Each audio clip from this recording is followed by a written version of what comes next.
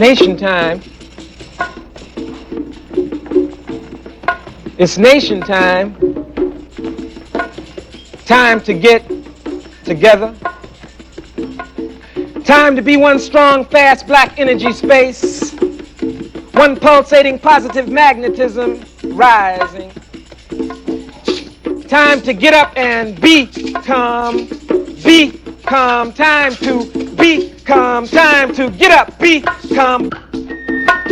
When the brothers strike, niggas come out. Come out, niggas.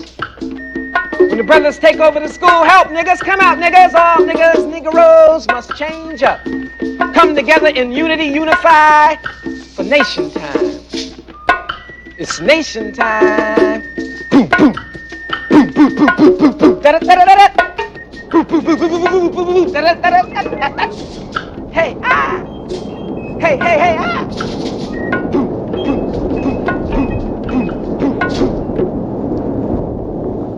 About 300 years ago, a group of Indians called the Hackensack tribe decided to sell some land to settlers who had come from Europe. Essex County, New Jersey, then called Newark, was choice property at the time.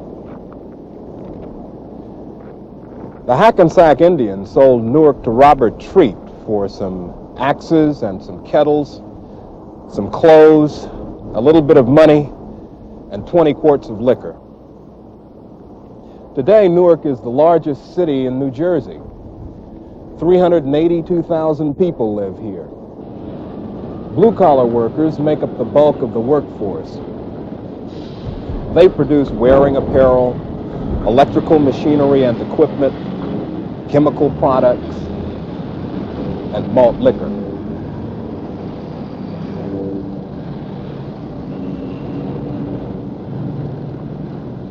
But perhaps you remember a different Newark.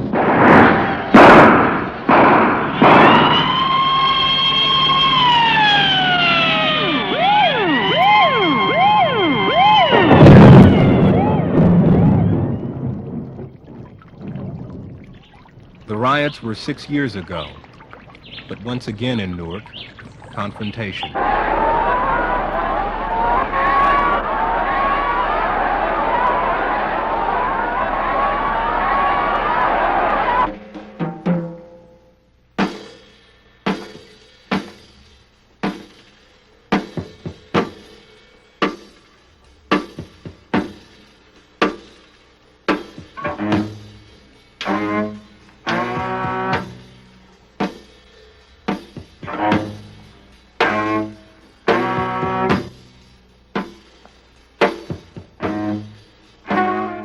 These empty spaces and abandoned buildings reveal Newark's housing needs. 13,000 existing units are unheated in winter. 8,000 lack toilets or running water. The figures are twice as severe for Black and Puerto Rican Newarkers. 7,000 new units over the next 3 years would help today's population, but not tomorrow's.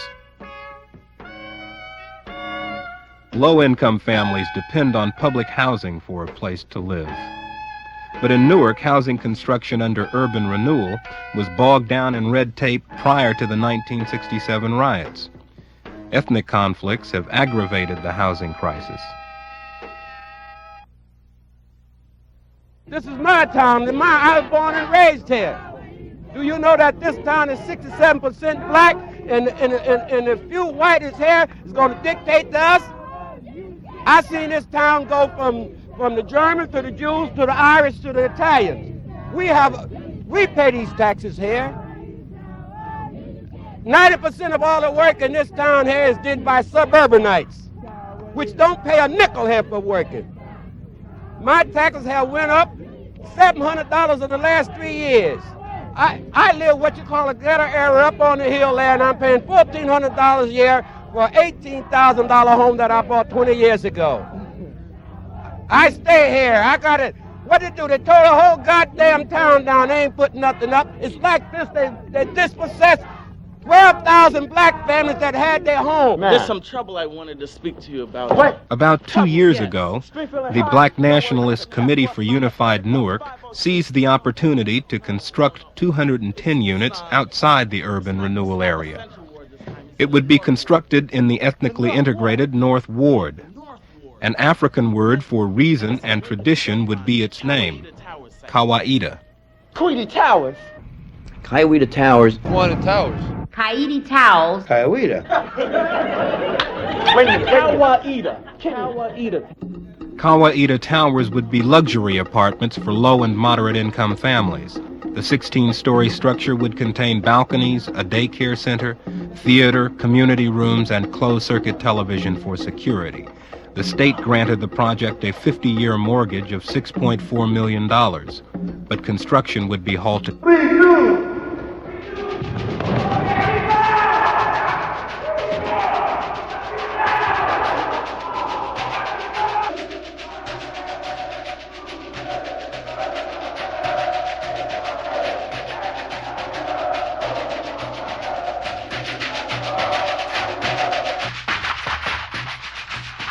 Organizational skills marked the committee.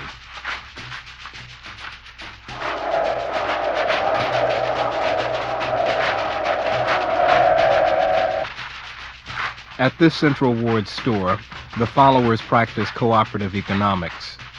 Followers live by a 7-principle value system stressing unity, self-determination, and hard work.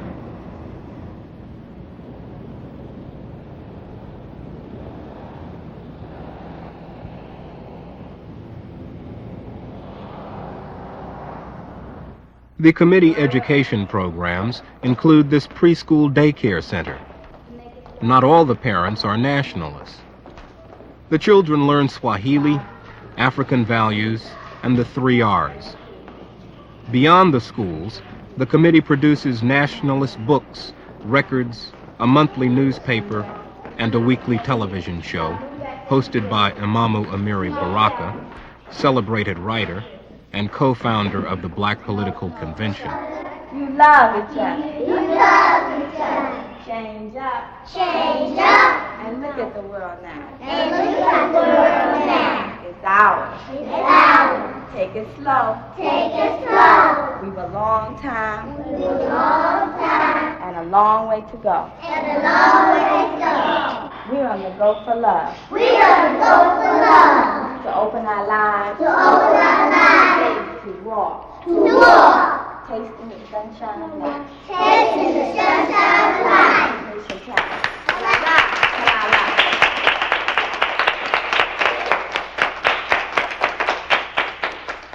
Consigo. Anda, Salemo. Consigo. Anda, Salemo. Consigo. Anda, Salemo. Consigo. Anda, Salemo. What is the name of our national anthem? So stay in line. You know to stay in line. So, yeah. So, yes, yeah. So, Unimon play. Many Newarkers credit the Baraka organization with the election of Kenneth Gibson as the city's first black mayor.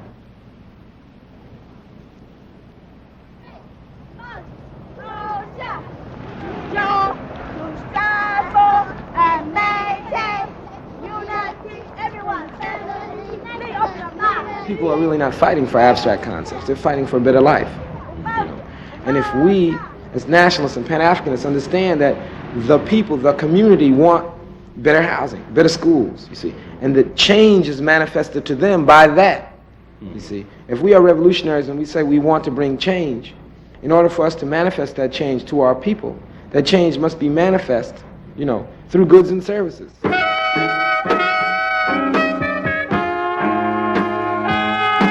Opposition to Kawaida Towers and black nationalism focused on the tax abatement granted by the Newark City Council. Under tax abatement, a commercial property owner pays a % of income from rents instead of property taxes. Many cities use such abatements to attract new construction. And I think it's interesting to know here that Councilman Megaro from the North Ward was the person who fought on the council for the successful tax abatement for Kawaida Tower, stating that we certainly had a critical housing need in the city of Newark. We need housing. And he lobbied for Kawaida Towers. Let's have housing. And of course, he even questioned the fact that we were moving too slow on Kawaida Towers. Let's have housing. And so the council did grant tax abatement to Kawaida Towers, and it became a reality.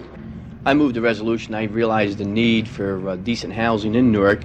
And I think one of the most important things to stabilize a community is to bring decent housing. We're faced with a tremendous problem in Newark with the demolition of buildings and the vacancies that are occurring at a rapid rate. So I felt personally, and along with my colleagues on the council, as it was indicated by an 8-0 vote, that this was really decent and good housing provided for an area that was much in need of housing. Of course, then we had that famous groundbreaking ceremony where Mayor Gibson and Imamu Amiri Baraka went up there.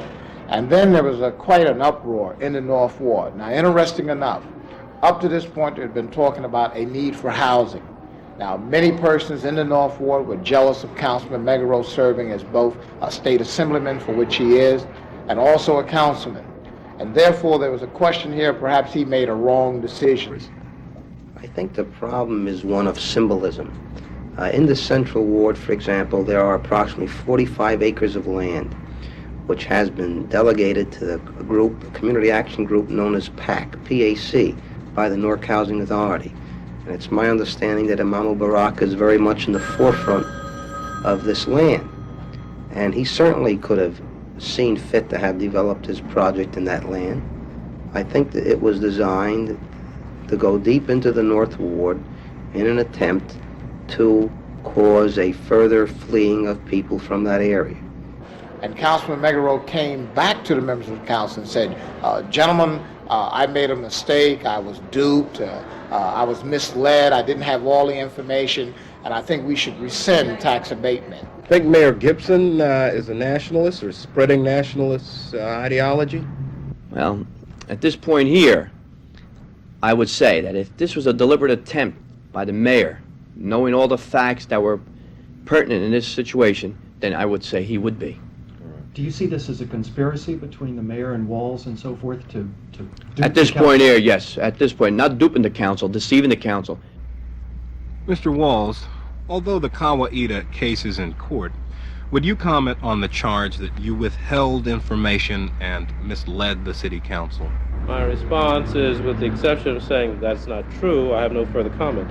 Some action by the Ethics Committee of the New Jersey Bar Association should be taken against Mr. Walls for his action in this particular situation. But the Kawaida application was legal. It was presented to us almost 90 days before successful tax abatement was granted for it. So we had 90 days to read it, to study the document, to ask any questions. And I think it's very interesting to note in the transcript of those meetings, all questions were answered which were posed, and no questions were left unanswered. And of course, the mayor knew, and the 3 black councilmen knew, and I think they should have made us aware of that. Members of the Kawaida Temple did visit City Hall and lobby for successful passage of the Kawaida Tower for the Newark City Council to grant tax abatement. So anyone who was there, anyone who was knowledgeable, anyone who had his eyes and ears open, then certainly he knew the members, the sponsorship, and the origin of Kawaida Tower. So I cannot accept the fact that Councilman Megaro was duped, or shall we say, misled. The information that was given was studied carefully. Council, knowing full well that they are committing an illegal act, have spent some $10,000 of the public dollars to defend an illegal act. And no parts of Newark should be designated for whites only, for blacks only. Any group that is able to get funding, federal dollars, to come into the city of Newark and build, we should be thankful for any location in Newark. But now I think we have to be a realist and recognize that we're talking about an election in 1974, and many of the political opportunists are now taking advantage of the situation to turn away from a sincere need for housing to make it a political football. So this is where we are now. It's a political football. We're not talking about housing. We're talking about black and white for political gains in 1974.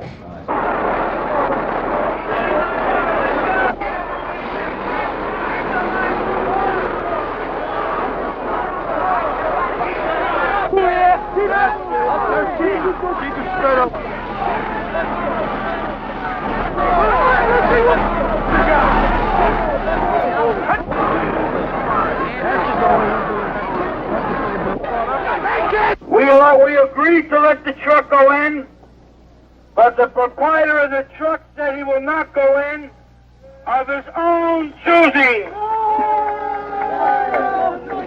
Put it on your backyard.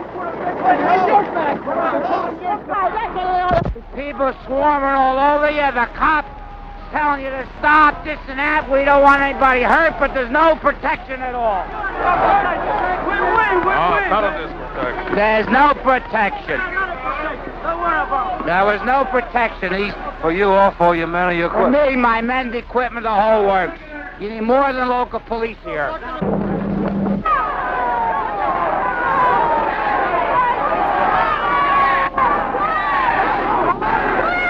You could have taken that thing off of the unit if you wanted to. You didn't wait. A couple of your officers told me a few things. Now, I am not in pro or con of this. You didn't wait. I told you to wait until we had it clear. It's dangerous. This is not what you call picketing. This is a mob. And the cops gave us that much space to go through. That much space. Where these people, they'll spread their line. We had that much space to go through. And people grabbing you, punching you, and, you know, the cops right along with them. I don't know if you saw in the Star Ledger where a cop, they sent a guy out for coffee. One of our guys out for coffee, and the cop reached over with a stick and hit the guy. Yeah. So what you say about that? Is that justice? Kawaida Towers!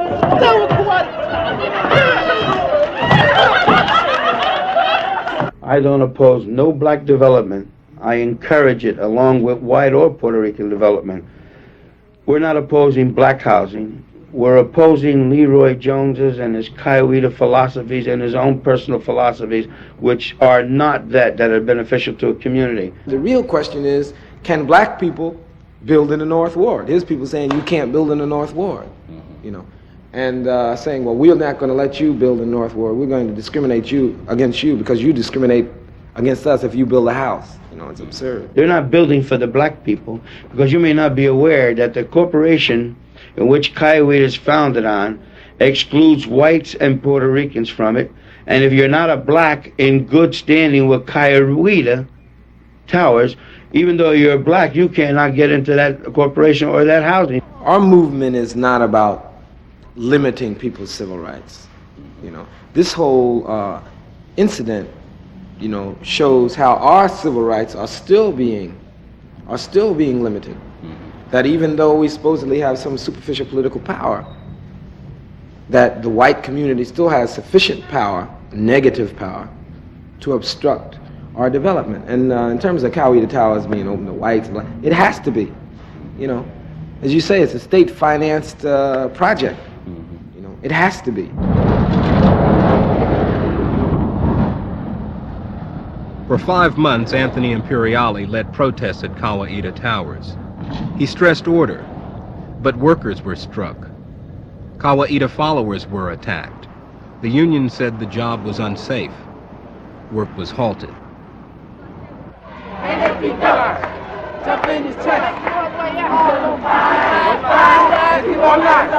The ethnic politics of Kawaida Towers spilled over to the predominantly white Vailsburg High School.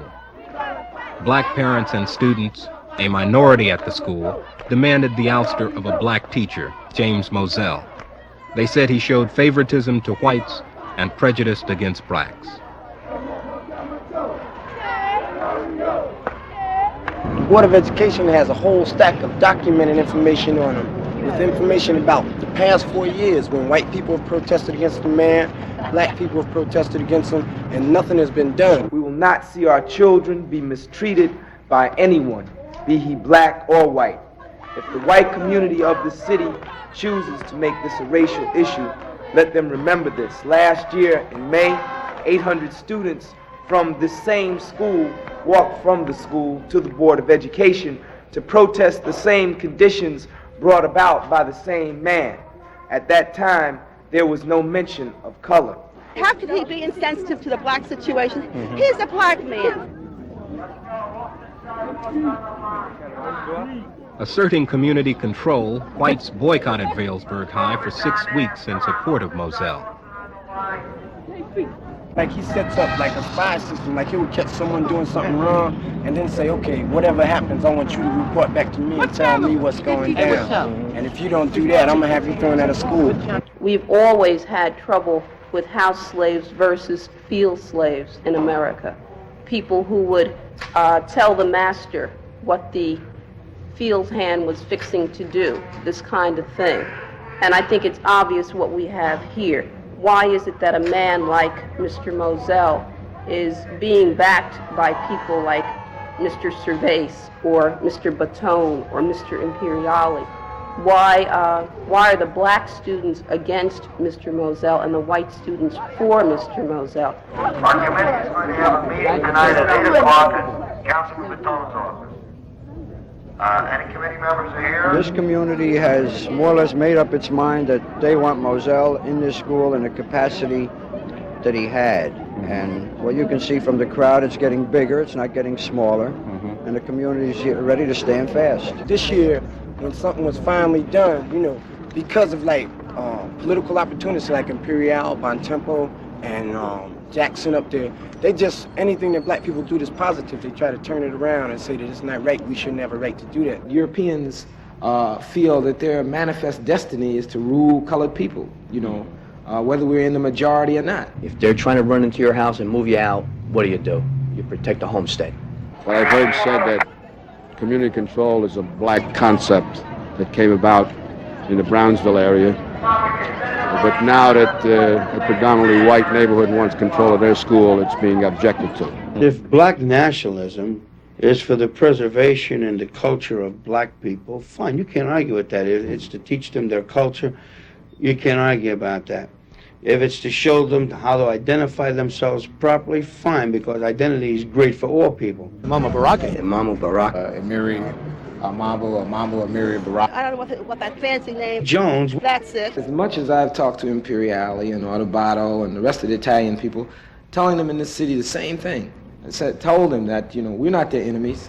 You know, we're struggling for determination, you know, and self-respect.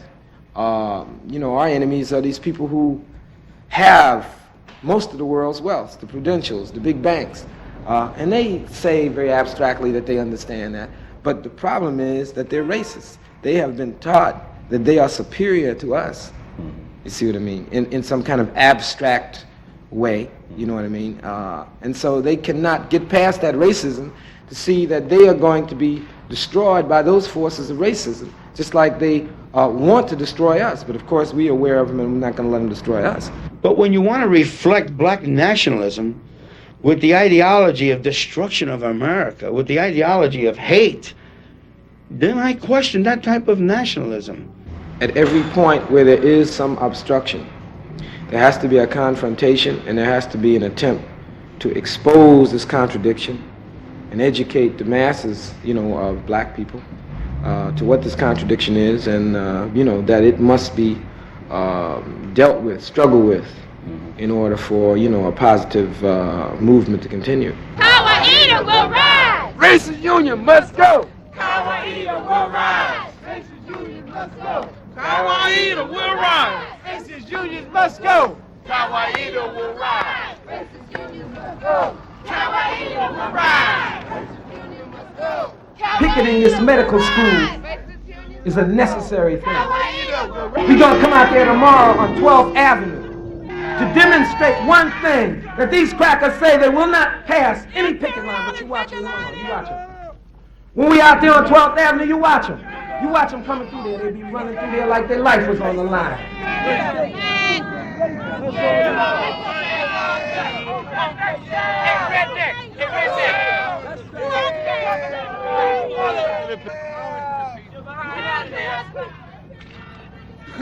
Here it is. Here it is. The white workers won't cross a white picket line, but they'll cross a black picket line. That is a public picket line. It's just like that over there. It's not a union dispute. The only time a union man ain't supposed to cross a picket line is if another union start a jurisdiction dispute. We haven't got that. That's a political issue out there, just like it is at Kawaida. Well, treat the both of them the same.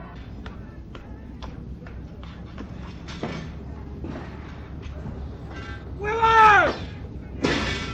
Come on, hey, Willard! Come on out, brother. Come on, Will. Now you know you're supposed to be out here with us, Will. Hey, brother. Come on out with your people, brother. Come on, Will. Hey, come on out with black people. No matter how hard you try to stay on that job, you're still black, brother. No matter where you go, you are still black. So come on out with your brothers and sisters. Got 400 men that I represent. I can't let my political belief, in other words, let my heart rule in my head. We on a contract in there. And if I don't live up to the contract, then I got nothing else. Not me, just a job. None of my 300 or 400 men is protected. And I think it's very unfortunate. Union men is union men. If they can man one job, they should man another one. If I had anything to do with it, I'd throw her out of town and bring all the goddamn men I need in here, and I would see that the law protected me if it's a national guard. And fuck these racist son of a bitches that won't cross a picket line. Kawaida Towers.